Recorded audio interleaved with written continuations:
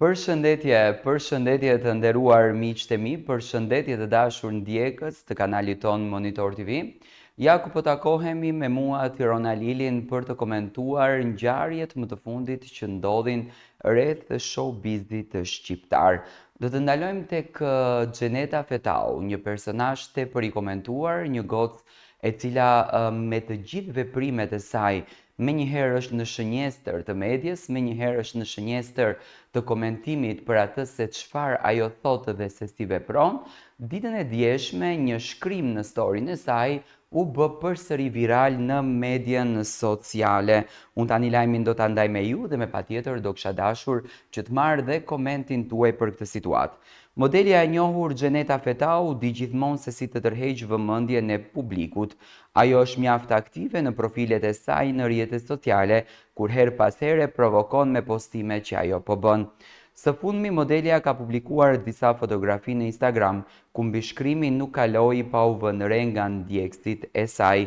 Disa vajza e luajnë aq mirë rolin e viktimës sa meritojnë çmimin Oscar, ka shkruar Xheneta duke ndezur menjëherë spekulime rreth kujt mund t'ia drejtonte këtë mesazh. Edhe pse nuk ka përmendur emra, ndjekësit e saj kanë lidhur postimin me tensionet e fundit që ajo ka pasur me prezantuesen Sara Gjoka, të cilën Xheneta akuzoi publikisht se i kishte shkruar ish partnerit të saj gjatë kohës që ishin ende të dyja së bashku.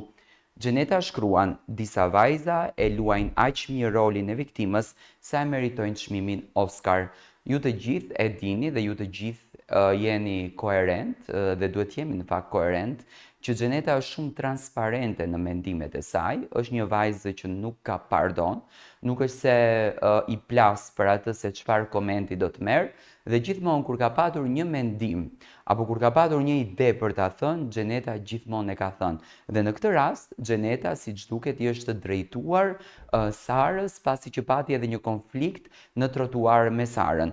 Xheneta nuk është më se komenton jetën e Gjestit apo të Eglit, ndoshta nuk mori asnjë lloj feedbacku nga kjo situatë dhe është ndaluar.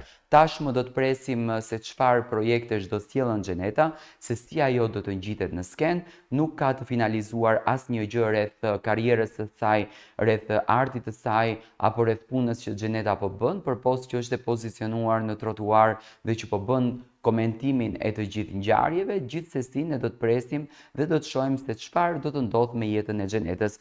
Për kë mendoni se Xheneta e ka gjuajtur këtë thënie tashmë në Instastorynë e saj, sepse gjithmonë Xheneta ka dedikim për dikë.